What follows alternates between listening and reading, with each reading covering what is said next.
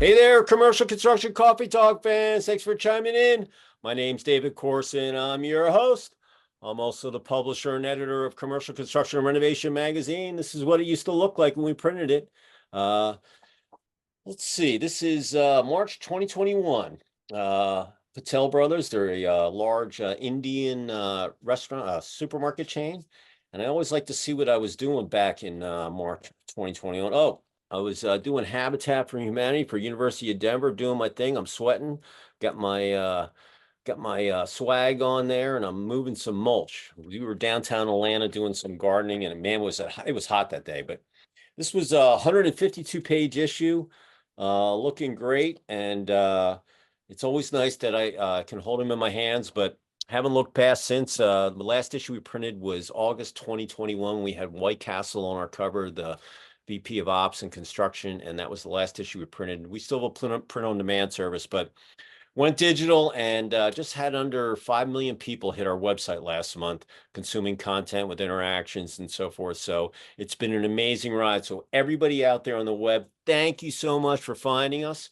And if you're out there listening today, we appreciate you finding our show and episode on the web as well. Today's Thursday. It's TGIF tomorrow and the weekend here in the States. And I've got a guest that's up in Calgary in 𝐄𝐐, Canada. And we like our friends across the border up north. And I'm a hockey lacrosse player. I should have been born there, because those are the two national sports across from British Columbia all the way over to to Ontario. That's just the way it is. And I can say A too, So I've got the thing. I've got the Canadian dialect going, but his name is Iggy Domagalski. Did I pronounce it right? You nailed it, David. Thank you. He's the CEO of Wajax, and they're in the construction equipment market. And Iggy, say hello from Calgary. Hello, everyone, and thanks for having me on the show, David. Great to be here. And, I know you weren't. I know you're not from Canada, but you are certainly welcome to visit anytime. I went to hockey school in Canada every summer. When I was young, I was an okay skater, but I used to get Hockey Digest, and I wanted to play in the NHL. That was my gig. And I went to my parents, said, "Here's where I want to go." And this place was called the Hockey Ranch. It was in Pickering, Ontario, which is probably about 30, 45 minutes outside of the TO and out of Toronto. That we call it the TO, Toronto. And anyway, it was 4 hours of horseback and 4 hours of ice hockey. And the big star from the Toronto Maple Leafs was Gary Monahan. I don't know, but anyway, that's where I went. So every summer I used to go up there for almost a month. I'd live on the ranch, capture the flag, shovel horse manure, but I played hockey. And it was during the expo down in Toronto that they would have every year. And the Argos were playing. Anyway, I did that for so many summers, and then and then when I got into prep school, I stopped going and I did the local camps. But fond memories of Canada, and been all over. One of my favorite places to go when I was during my ad sales days way back when I was with Nielsen. Was going out to British Columbia. I'd go out the weekend before. I'd spend the week out there. I did Whistler, Blackcomb. I was a ski bum, and during the week I would put my skis in my car, and about 3 or 4 o'clock was my last call, whether I was in Langley or wherever, and they're like, "What are you going to do tonight for dinner?" I'm like, "Oh, I'm going skiing, man. I'm going up to Grouse Mountain or Copper Bowl or whatever, and look over the channel at downtown Vancouver." And but Canada's great, and like I said, I'm a hockey guy, so you got the Oilers and the Cats. I think they're playing tomorrow night for Game 6 to see if Edmonton can tie the series and take it to Game 7. They've won 2 in a row. They got to win 2 more to raise the cup. So, of course, I'm from the States, so I got to pull for the Cats, but I'm actually pulling for the Oilers. Connor McDavid, he's a stud. That's the way that I played back in the day, and I went to University of Denver. I was a hockey lacrosse player there, and so anyway. Thanks for finding the time to be our guest. We do our episodes or interviews in 3 parts, Iggy. You're going to tell your story, where you grew up, where you went to school, how you ended up where you are today. Then we'll merge into talking about the last several years of the roller coasters that we've all been on. Even though we've kind of come out of the tunnel, there's still some pitfalls and speed bumps or potholes that we're going over. And then anything new that you have going on, or new products or services that your firm is offering. And then you'll leave one positive thought or phrase for our listeners out there, and your contact info. So with that said, the floor is yours. Tell us your story. Wonderful. Well, again, thanks, David, for having me on the show. It's Our a real pleasure. pleasure to be here, and great to spend some time with you and your audience. Yeah, I don't think I ended up in this construction business in the normal way, I guess, if there even is a normal way. Starting off, I guess, when I was a kid, I was born in Poland. And when I was a little kid, my parents decided they wanted to leave there. There was a communist regime, and it just wasn't a great place at the time. It's wonderful now, but it wasn't then. So we left. We spent a year in a refugee camp, and eventually one day there was a flight going to Canada. That's where they wanted to go. And so we got on that plane, and it landed in Winnipeg, Manitoba, which is right in the middle of the country. And that's really where I spent the next 25 or so years. Did all my schooling there.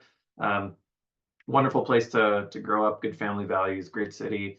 And went to university there. I got a finance degree of all things, and then went and worked in corporate finance for a few large financial companies for 5 years.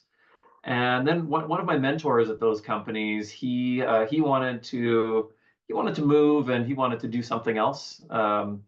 And he asked if I wanted to come along, and the adventure was to be buying some small and medium-sized companies together and growing them and kind of seeing where that went. And so I thought, well, gee, that sounds fun. And I'll go do that. But I don't have any money. I was, my kind of early mid-20s at the time. I had no money to buy anything. And so he said, well, I do have some money, and you can do kind of a sweat equity deal, which is what we ended up working out. And I've had the privilege of working him for 20 plus years, and we're partners and now friends. So that was kind of the start of that entrepreneurial journey. I think I was always kind of a little bit entrepreneurial before that. I had a few small businesses growing up, like some when I was a kid, some when I was a teen, and then some in university. So I thought this could be a great way to kind of mix entrepreneurship with a little bit of structure, and just have a fun adventure. So my girlfriend at the time, now wife, we picked up and moved from the middle of the country to Vancouver. And so we lived there for a little while. We bought a small company out there. It was a little air compressor manufacturer, and I was kind of thrust into the general manager, president role of that company.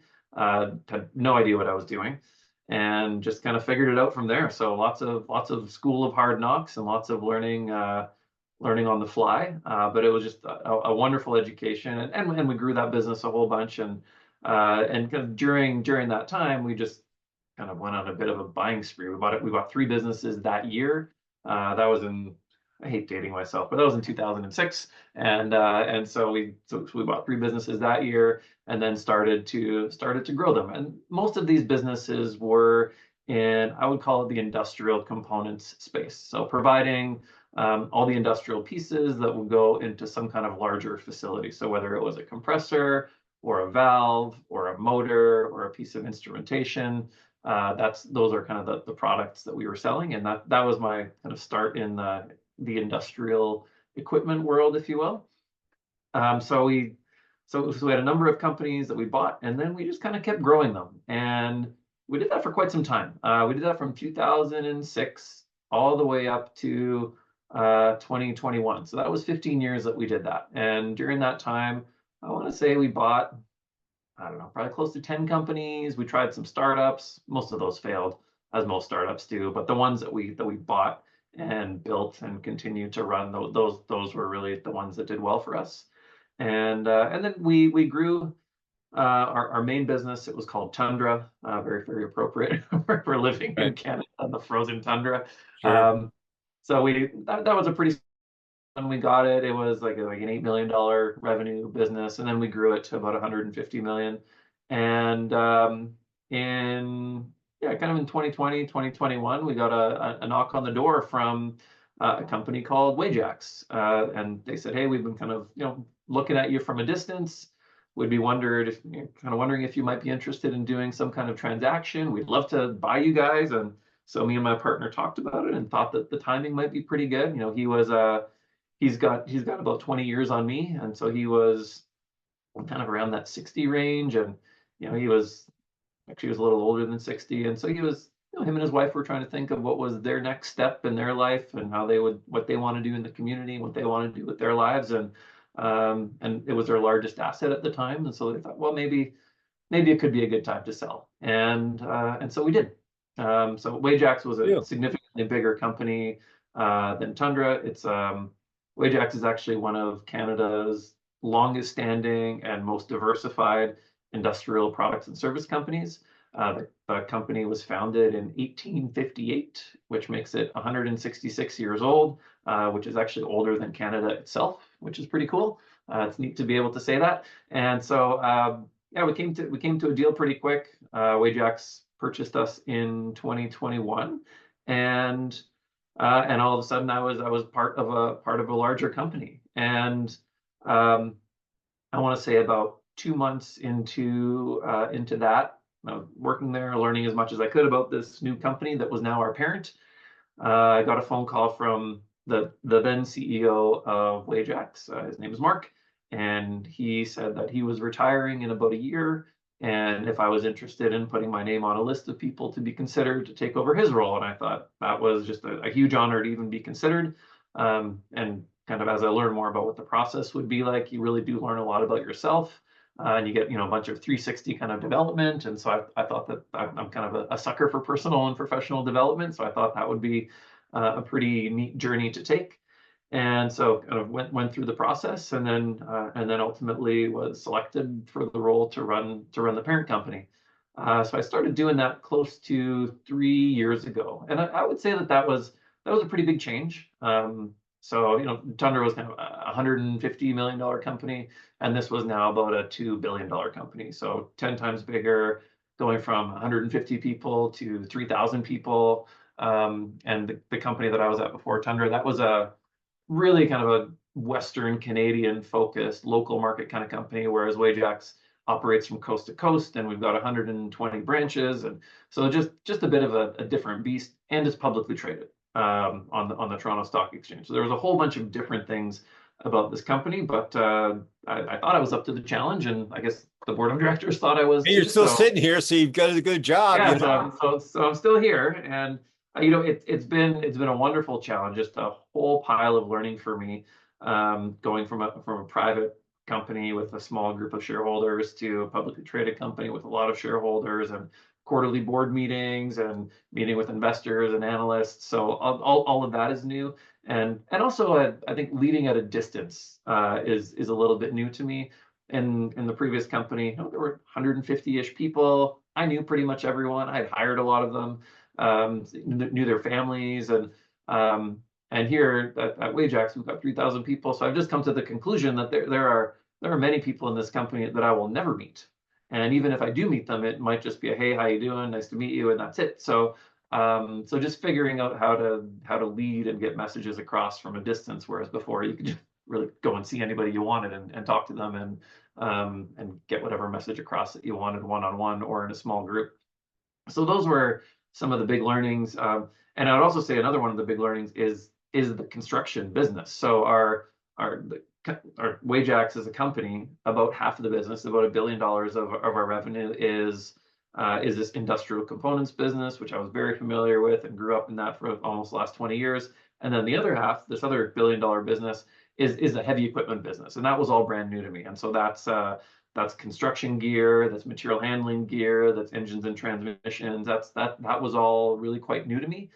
Fascinating business, and I love it. But it was a lot of learning, and so that's really what I've been doing for the last few years, is getting up to speed on this business. We put in place 2 main things that I was hoping to get done in my first couple of years. The first one was get a written set of purpose and values. That's one thing that our company didn't have. It's something that many companies do have. I guess I would probably describe myself as a bit of a people first leader, one that leads with purpose and values. And so it's hard to lead with purpose and values when you don't have them written down. So that was a big undertaking that we went through. And then the other undertaking was to really get a new strategic plan. We had one, we had basically finished it, and it was time for a new one.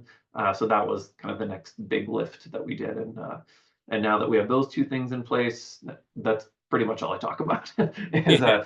are we living our purpose and values, and is whatever we're doing part of our strategic priorities? And if anything's outside of that, I just try to steer people back towards those things, because those are the important things that we're working on. So yeah, I've been here almost 3 years in this role, and just having a great time. We've got an incredible team. I think our most important and most valuable asset is our people. You know, they just really care. They care about our customers, and they care about each other. And I guess I've just got this thought, and well, really, I would say a conviction, that I believe that business can be the biggest power for good in the world. And so you think of where people spend their time. And as a business, you have people for 40 hours a week, and you can have just a huge impact on them. You do have a huge impact on everyone that works in your company, whether you accept it or not, or whether you like it or not. You do have a big impact on them. And I would say almost more impact than any other group, because we just have them for so much time. Like if you think of all the groups that people are a part of, maybe they're a part of a hockey team, maybe they're part of a community group, you know, they're part of a family, they're part of maybe a church, like all of those things. You add all of those things together, it doesn't even come close to 40 hours a week. So we have them more than everyone else combined, and we have the power to send people home fulfilled, happy, engaged, and grateful. And I think if you send them home that way, then they take that positive energy and they put that towards their family and their friends and their community, and in everything else that they do. So kind of that positive energy that flows from work, I think, can flow to home. And the opposite is also very easy to do, right? It's very easy to send people home fearful or anxious or mad or depressed, right? Like there's you, as a business, you certainly can do all those things too, and all that negative energy flows right into their family and their communities. So I think we have the ability, and I believe the responsibility to do the good version of that, and send people home, you know, with all that positive energy, so that we can actually, you know, have a bit of a better tomorrow through business. Yeah, my family, I grew up I come from a construction family, and we were in demolition, and they're in recycling before sustainability was even a word. Anyway, we've been around since 1888, and my cousins, they're running now. It's like fifth generation. But when I was outside of Philadelphia, Pennsylvania, and when you got your driver's license, all the grandsons had to work in the scrapyard. So when I got my license, I had to work for my Uncle Frank, who was the super, you know, in at the scrapyard. And I shoveled asbestos, I cut steel, I laid railroad tracks, I did all sorts of stuff. And uh, everything that I've learned, and my dad was in upholstery furniture, and so I've done so many things, but I was with Nielsen, and I went out on my own right after 9/11, and rolled the dice, and here I am almost 25 years later. So I concur with you as far as your people. Your company will only succeed if your people succeed. And positivity is your mindset is what's going to get you there. I don't even have time for negativity. I just don't, because negativity is like a disease. It's like cancer. What, you know, you got to nip it in the butt. You don't want to surround yourself with those people. There's too many positive people that are out there, and and having people go home with a bad attitude or a melancholy, or just, you know, you put in a good day's work, you go home, you should be positive. So that what you just said about, you know, having them, it's almost like you're like a daycare, you know, for your people. And then when they go home, whether they go home or they go to church, or they go play hockey for an hour and a half in the men's league, whatever it might be, or if there's a lazy, you know, I know some ladies out there listening. The bottom line is we having them go home with a positive attitude and fulfilled. That's awesome. And you don't hear that from, you know, people say it, but they don't they don't do it. You know what I mean? You know, actions speak louder than words. And when I hear that, I hear the conviction that, hey, I know that my people are fulfilled. So, have you been to all 150 branches? I've been to most of them. There's still a few that I haven't had a chance to get to. They're pretty far away and tucked into the far corners of our country. So I will get to them pretty soon here, but there's a few I haven't been to yet.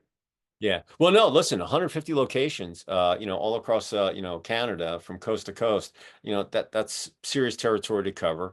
And, Yep. but when you get there, you're going to feel fulfilled too, because you've gone to every one of your branches and you know, if you weren't there that day, if you're, you know, an employee, that's just the way it goes. But, you know, the CEO is out there shaking hands and you're just not a computer number or, you know where I'm coming from. So, Yeah. Well, it's one of my favorite things to do is actually to go visit our branches and meet our frontline folks. And I think having relationships with, some of our, like frontline, like a service manager, a sales manager, some of our salespeople or technicians. And I sometimes, actually, I would say almost in every case, the CEO gets the least amount of information from the front lines, right? Like it's just filtered so much that you don't really get that great of a view unless you go right to the front lines. If you go right to the front lines and ask the questions of your frontline teammates, then I think you get some pretty good information. But you kind of have to have that relationship first. Like if I just call up someone that works at our company that I've never met, I don't know that I would get the full truth. But I think if they know me a little bit, then I would get a better version of what's actually happening. yeah. So what's the size of an ad like is it basically a branch would be a standalone building where they would have people locally that would come in and get parts or what have you, or is it just an office? Talk about that. A Yeah, typical so branch. our branches range in sizes. So I'll just give you kind of the I'll give you a few different examples. We do have a number of different businesses. So in our industrial components business, a normal branch would almost be in one of those industrial strip malls, where you've got a bay, it's 3,000 square feet. There's a parts counter at the front. In the back, there's a bunch of shelving, maybe a forklift, maybe not. Like one warehouse person, and maybe 3 or 4 or 5 inside salespeople, and a manager, and 1 or 2 outside salespeople that are running around the local area drumming up sales. So that would be a pretty normal industrial components branch. If we're talking about the construction business, in our business, our main product that we sell. So we're a dealer and a servicer of industrial equipment. So we sell other people's gear. We do a bunch of value added work to it, and then we'll go service it in the field or in our shop. In the construction business, we are a dealer for Hitachi. So that would be our main brand that we sell. And so we sell their construction excavators, we sell their front wheel loaders, and then also for mining, we sell their giant mining shovels, right? So those things would be 3 stories tall. They come in 30 containers and they sell for $20 million. They're huge. So that would be a really big chunk of our construction business. And so a regular construction branch might have 3 or 4 bays where you can actually get a decent sized excavator in there, bit of an office with a parts area, probably has 5 technicians, a bunch of parts people, and a manager or two, and some salespeople that are again running around drumming up business. So those would be 2 examples of branches that are kind of product specific. But in some cases, we have branches where it's all co-located. And so the best example that we have of that is in Quebec City, in the province of Quebec.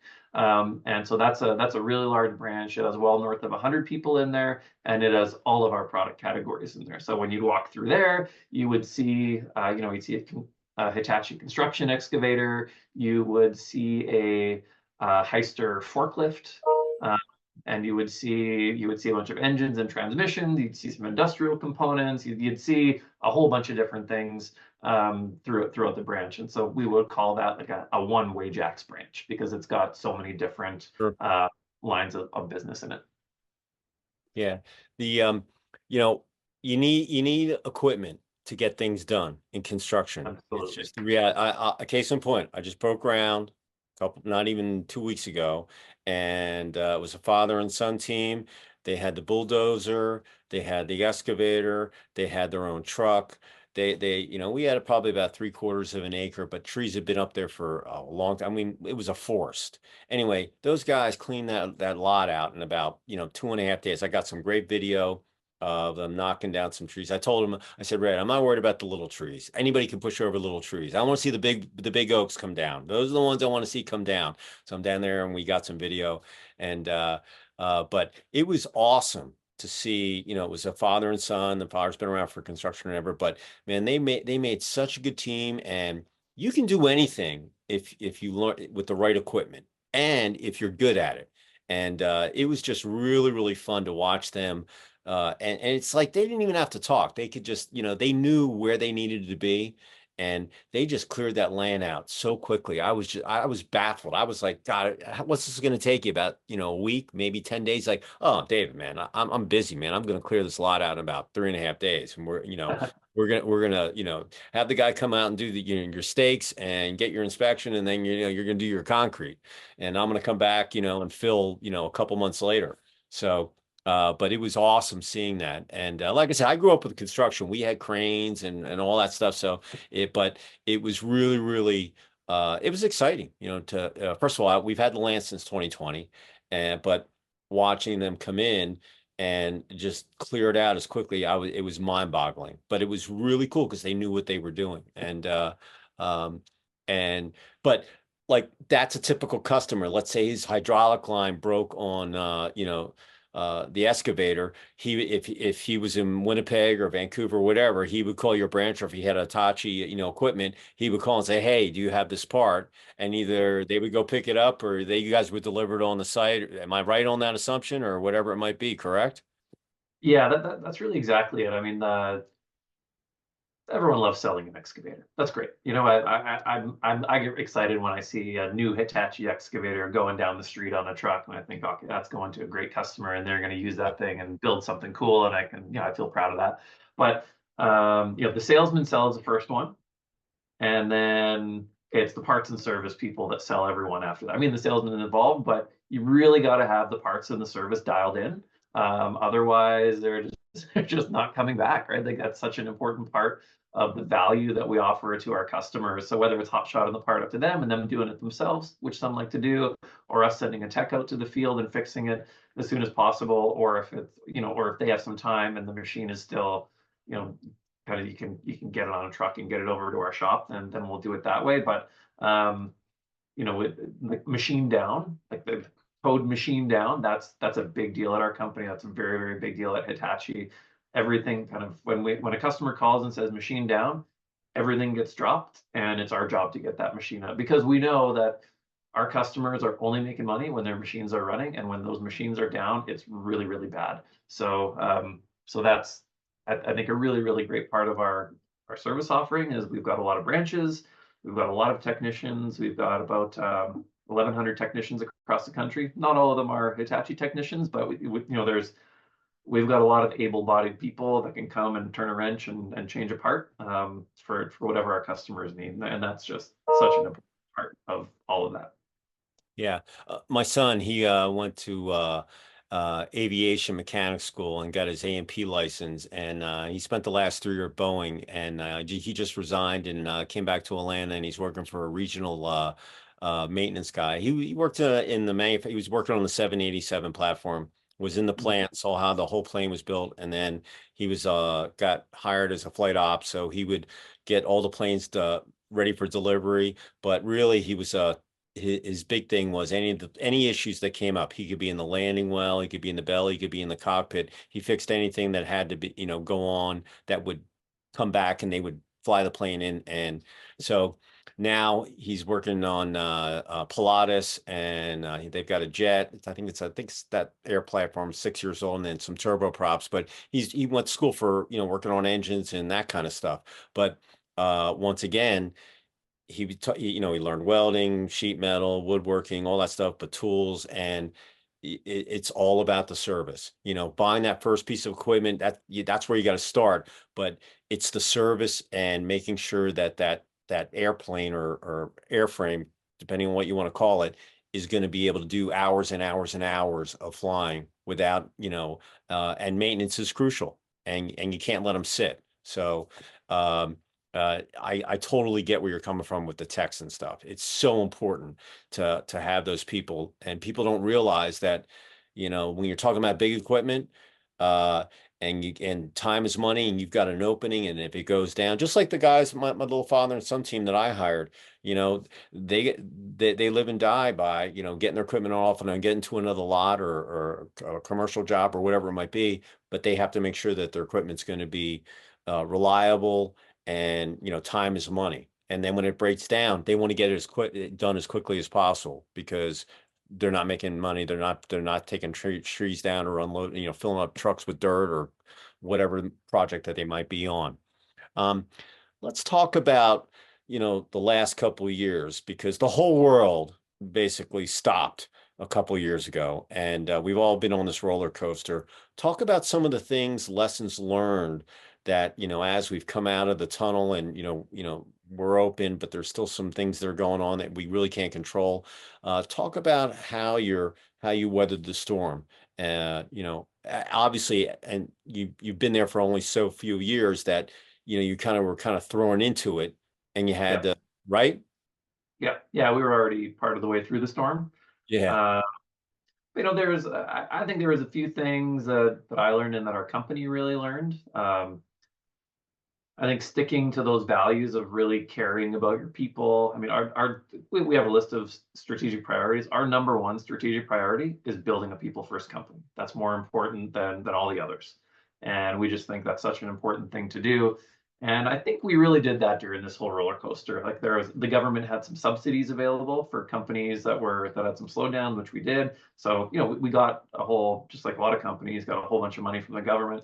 We took a lot of that and put it right back into our people, and especially our frontline workers. We were giving them very meaningful frontline bonuses. They were working hard. They were coming to work in a mask, right? Like all that stuff. So we funneled that money back into our people, and we think that really went a far way. We really, really took the safety of our people very, very seriously. I think more serious than most companies, and I think that went a long way. And we've maintained some of the flexibility. I mean, 3/4 of our people never really left the front lines. They were there every day. They're on the parts counter. They're service technicians. I mean, you can't fix an excavator from home, so you kind of have to come in. But some of our people, they did and do have the privilege of working from home. I'm one of them. When I'm in Calgary, usually I'm working out of my house, but I'm gone more than I'm here. I'm on the road pretty much every week, visiting our branches or our office or whatnot. But I think those that it makes sense for them to be able to work from home, those knowledge workers and office workers, we've left that pretty open, and I think our people really appreciate that. So we've just really learned that you can get a lot done, and I don't need to see your bum in the seat to make sure that you're getting it done.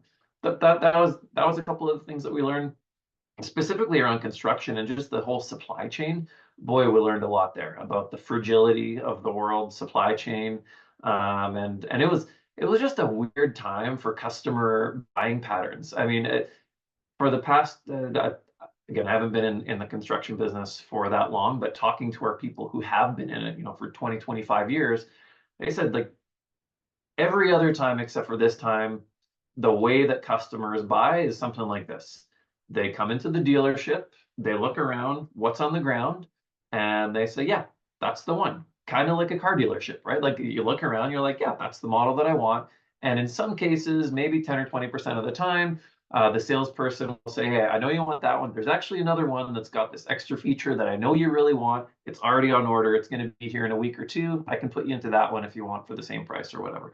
And that's kind of how it went. Whereas during this roller coaster time, it was totally different. It was so weird where a customer would say, hey, I'm looking for an excavator. And we would say, okay, well, we think we'll have one in 6 months, maybe a year. We need a deposit on it to kind of lock it in, and it's going to arrive. I'm not 100% sure what the cost is going to be, because we're getting crazy increases from all of our manufacturers and everyone's getting them.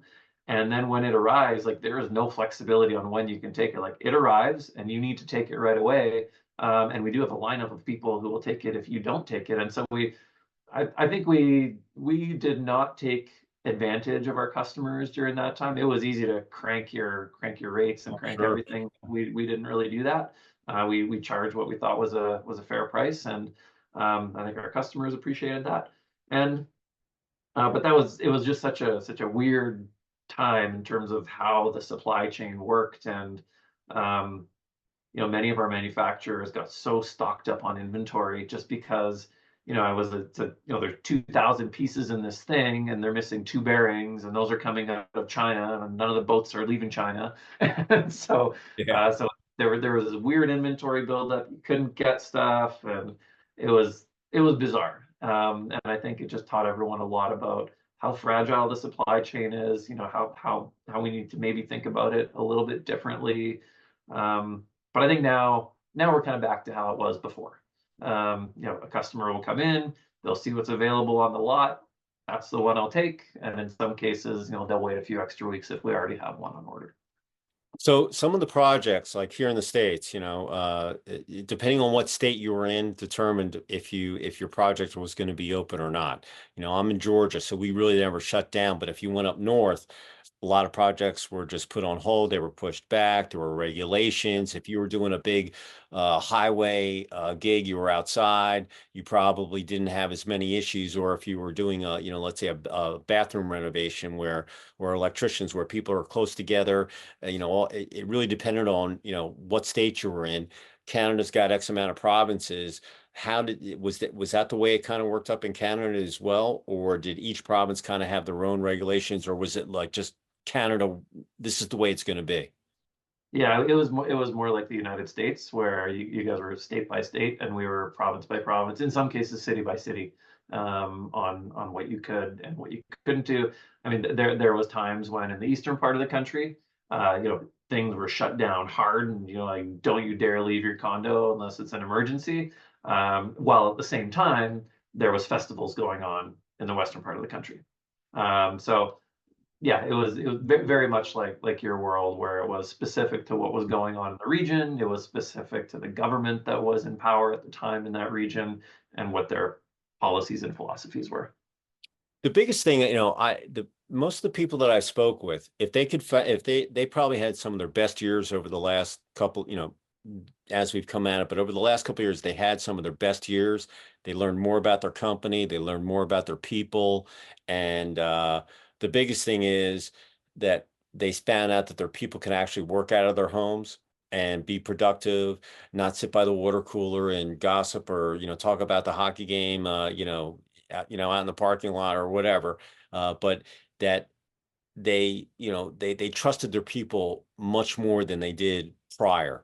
And like I said, if the labor shortage wasn't in here, which we're still going through, that they could have bitten more off the apple. But you don't want to, like in retail or hotel or hospitality, everything is done with the grand opening. So you decide when that date's going to come in, the circulars are printed, and then you back it up and you figure out your construction schedule of, getting things done so you can meet that, that grand opening.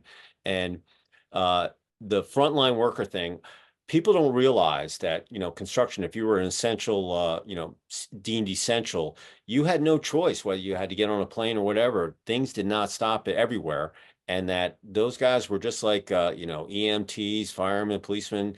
If you were the director of construction, you put your mask on, got on the plane, and you went on if that project was going on there. So I was very proud to be in the construction industry, because people didn't realize that I had 3 or 4 projects going on. There was a fire station was getting built. There was a retirement home. There was a restaurant, and I forget what the other part. But anyway, I watched them all go up, and they didn't stop. And but obviously protocols were put in there. But like I said, it was an amazing time, even for myself. I was a print face-to-face guy. I'm a completely different company than I was 4 years ago. Now I'm digital, and but I still build. I mean, I'm a builder. I used to use paper and ink. Now I do it with content and digital and software. But I'm still proud of it. Every month I build something new. I'm proud of it. I built that, and that comes from my own family. Yeah, I built that. I dug that hole. So I have that mentality, and And I learn something new every day. The day I stop learning is the day I should go do something else, you know?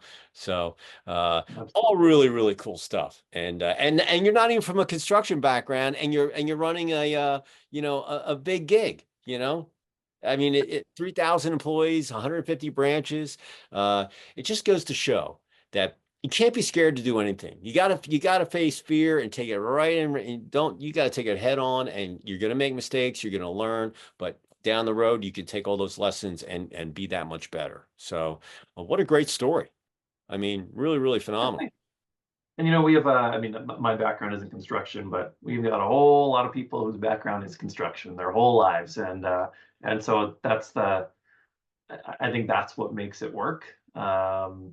I don't need to be a deep, deep expert in, any particularly local construction industry because we've got people that do that. I just need to make sure that from my seat that I'm talking about high level strategic priorities and values and communicating well and making sure that all the right policies and plans are in place so that people can, feel empowered to do what it is that they're great at. Like I don't know why I would try to tell some of our construction people specifically what to do. I mean, I'm not from the industry. I don't know the answer. They know the answer. I just need to make sure that they feel comfortable enough to speak up and do the right thing. For all the people out there that might be looking for new equipment or so forth, what do you see coming down the pipeline that's new and innovative in the heavy equipment market? Yeah, I think we've been dealing with Hitachi for a little over 30 years. That's kind of the brand that we really know. They are a wonderful company and they invest quite a lot in R&D. So some of the things that we really see coming down, it's in that telemetry space, and I think all the manufacturers are getting pretty good at it, and that's where we see a whole bunch of value is customers having just more data about their machines. And if you can have some computer algorithms in the background that know that, hey, if this series of things is happening and these sensors are picking up these 2 or 3 different data points, that means the machine's probably going to fail between the next 20 and 40 hours. So you should do something about it before it's a machine down. I think that's really the kind of the new thing that's sort of happening. It's been happening for a while, but it's just getting so much better now. And I think innovation around these products it's quite incremental, right? Like it'll be a better oil pump or a better control system in the in the cabin, and it's all these little developments that you add up hundreds of them over time that really make these machines so great, and why we're so proud to be a Hitachi dealer is like they're awesome machines. Are like the customers that have tried Hitachi and know them just absolutely love them, and they'll go with that machine over the more well-known brands just because it's so excellent, and kind of it makes you proud as the people that are a part of that company, and it makes the sales process also less difficult because it is such a high quality product. There's a big show called Con Expo. I've walked it over the years, and that's the big boy toy show that Yeah. if anybody's out there, it's every 3 years. It's out in Vegas. And if you ever want to see anything from excavators to you name it, I'm talking big, big, big toys.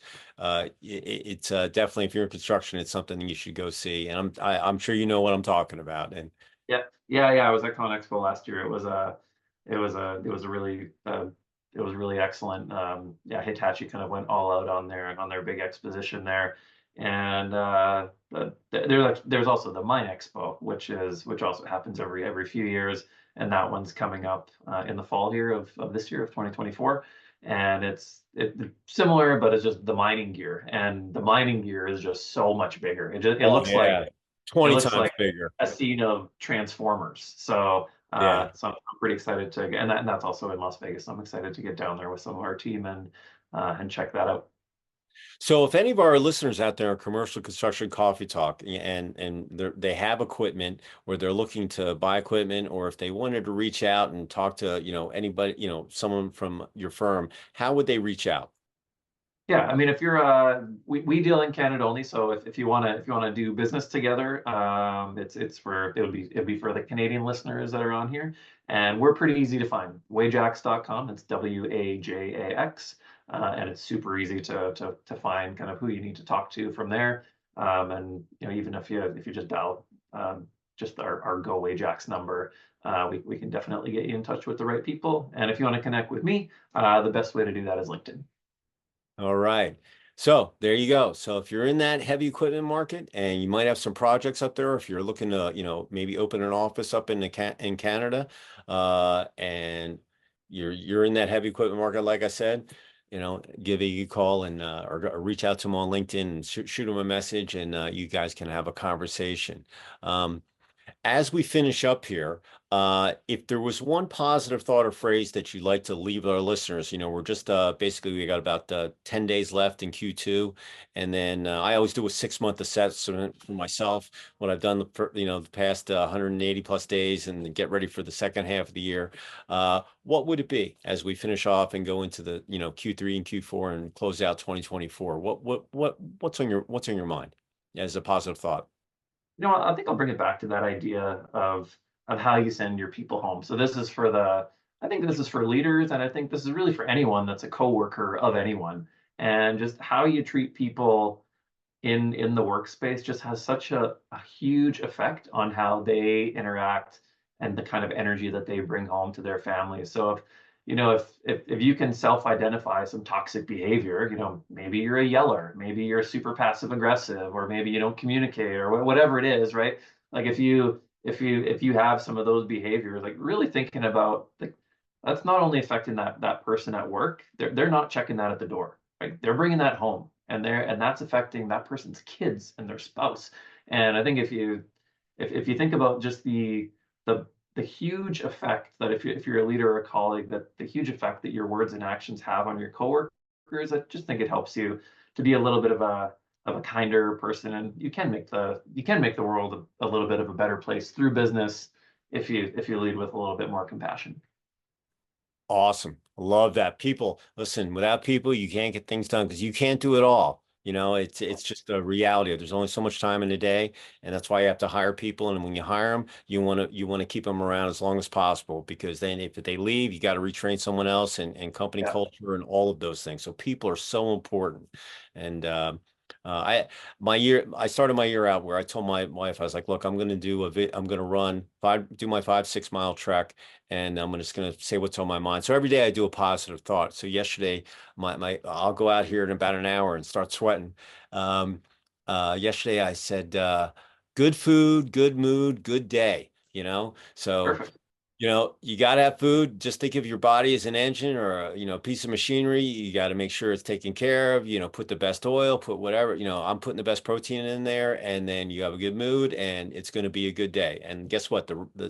Even if things don't go your way, if you have a positive mindset, you're learning from it, you go home, you get some REM sleep, wake up the next day, the sun's going to rise, and do it all over again. So I'm right there with you. You and I are on the same plan, as far as Sir. that Yes, mindset. sir. Yeah. So, if anybody wants to reach me, I'm at David C at ccr-mag.com. Listen, Iggy got on here. The publicist sent me a note, and I looked at it. I was like, oh, cool. I'd love to have this person on here.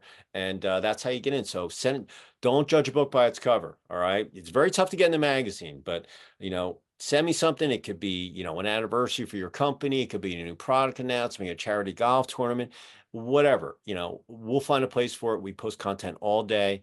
And our turnaround time TAT is probably, I don't know, 24, 48 hours. And so we love getting stuff. So send you, it's like playing the lottery. If you don't buy a ticket, you can't win. If you don't send me something, you're not going to get on the podcast, or you're not going to get on the website, or whatever. You got to play. You got to play to win. So it's just the reality of it. A couple things though before we sign off. Number one, if you're out on a construction site, we want you to be safe. We want you to be able to go home, have dinner with your spouse, your kids, your pets, have a good night, and then get up and ready to go do it the next day. Number two, it's summertime. The heat down here in the South, it's at, in the high 80s, low 90s, humidity's coming in.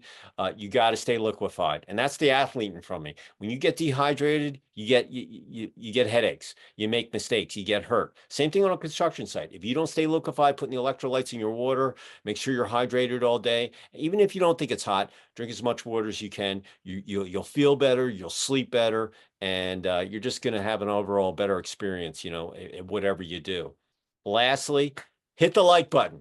Okay, we want we want the algorithms to find this episode so we can get Iggy's thoughts out there. And once again, hopefully we'll go over 5 million interactions this month, and get go over that benchmark. And I can't do it without you. So once again, we appreciate you finding us out there on the wild, wild web. So Iggy, if I come up to Calgary, I'm going to come up, I always tell myself, you don't go to Canada in the winter, because if you go out the hotel with your hair wet, it breaks. So I normally would do my trip, I was a ski bum. So BC really didn't get cold. You know how BC is. It rains, it snows. It's not like Toronto or Winnipeg or, so if I come up there, I'm going to come up there during the summer, That's a and good idea. but I'd love to come in and see a branch or whatever. And so if I do, I'll give you a heads up, and if we could connect, that would be great. And That'd be wonderful. Looking forward to hosting you. yeah, and thoroughly enjoyed the conversation. So with that said, everybody, tomorrow's TGIF. Finish the week out with momentum, strong with momentum, and go into your weekend. Remember, relax, smile, have fun, get rid of all those negative thoughts out of the way. And then on Sunday night, put the positive thoughts up, get up early Monday morning with a smile on your face, through your winning attitude, and rock and roll and kick tail. So, Iggy, pleasure meeting you. Say goodbye from Calgary. Pleasure was all mine. Thanks, everyone. Great chatting with you, and I hope you all have a wonderful day. Yeah, and I'm going to say goodbye from Sugar Hill, which is just north of Atlanta in Georgia, about 20, 30 miles from downtown Atlanta, up by Lake Lanier. And everybody, like I said, it's TGIF tomorrow on the weekend, so enjoy yourself, and have a great rest of the day. And we will see you next time on another episode of Commercial Construction Coffee Talk. Iggy, great conversation. All right, pleasure. Thanks, David. All Thanks right, all. cheers, everybody. We'll see you later.